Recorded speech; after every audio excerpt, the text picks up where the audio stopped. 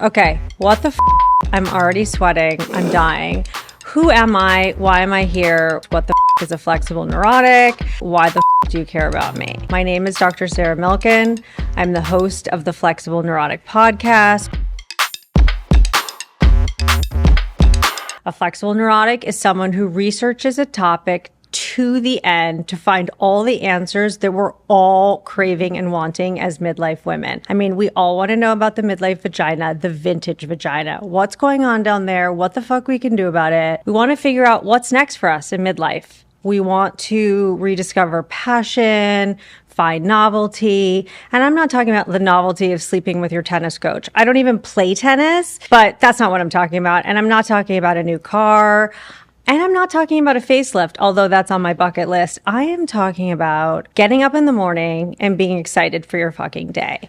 Maybe not excited to go to a Botox appointment or go to the market or do those things, but having something in your life that brings you meaning other than your children, your spouse, whatever. It's something that kind of lights your fire. For some women, it's been pickleball. Not me, I'm a spaz. For some women, it's been mahjong.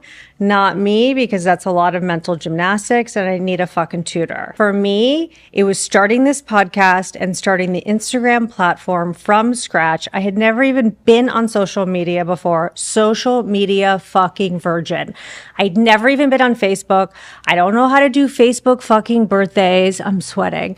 I don't even understand that. But I started an Instagram account, Flexible Neurotic, started a podcast, 1 follower, 2 followers, 17 followers. Now it's, I don't know, 54,000 a few years in. I'm like, who are these people?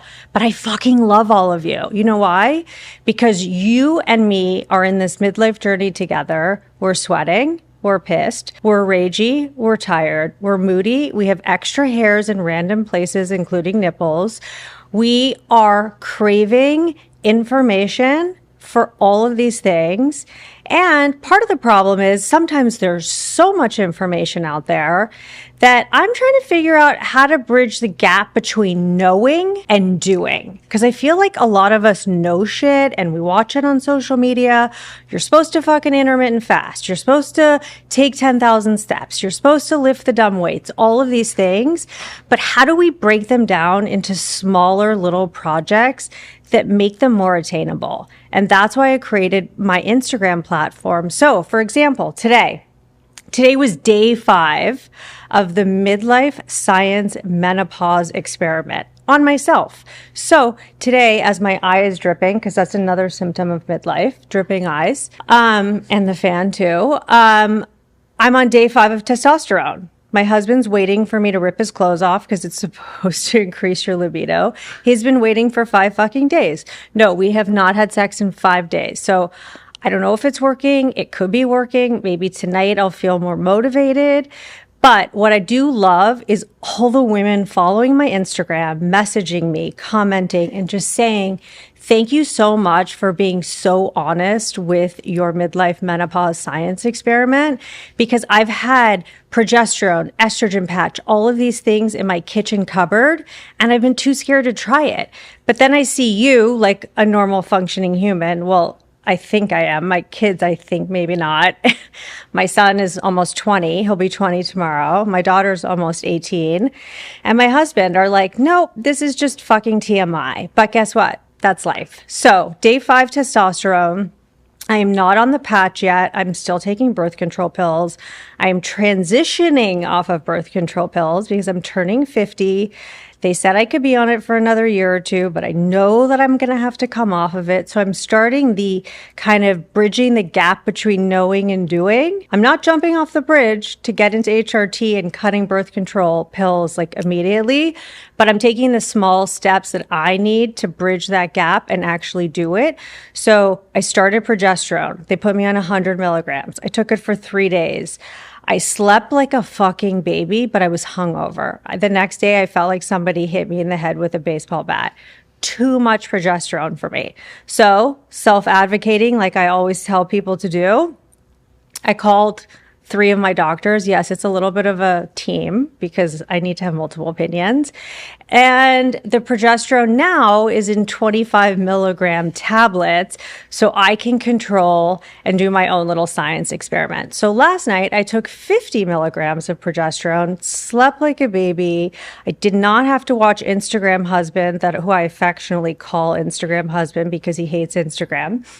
I didn't have to watch him sleep all night while I stared at the ceiling and solved the world's problems because the progesterone knocked me out. And I'm not hungover today, which you can tell because I'm talking a mile a minute like I'm taking Adderall, and I've never even taken Adderall.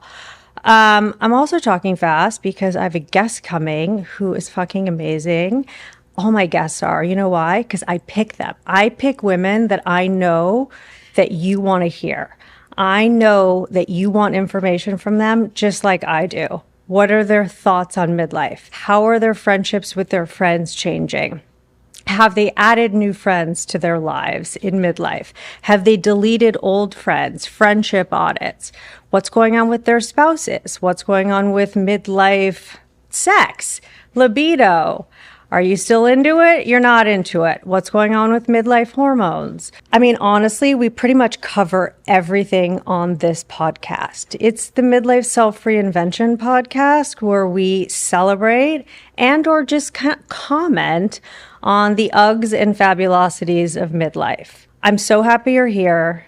I would love to be your midlife mentor and show you how to live your best midlife, even though some days are really shitty. There are some really good days, and there's so much information out in the world. And I want to cull it all together, gather it, curate it, pick out the best shit for us. And I call this best shit golden nuggets. At the end of every episode, I have a stack of golden nuggets where I summarize all of the top highlights from that episode.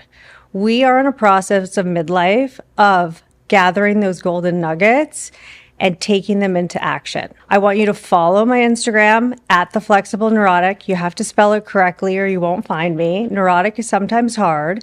Neurotic. You can also follow me on YouTube. One quick thing.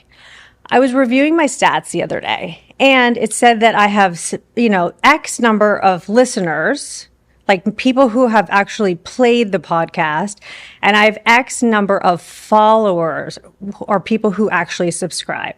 This is what I'm going to say to you guys.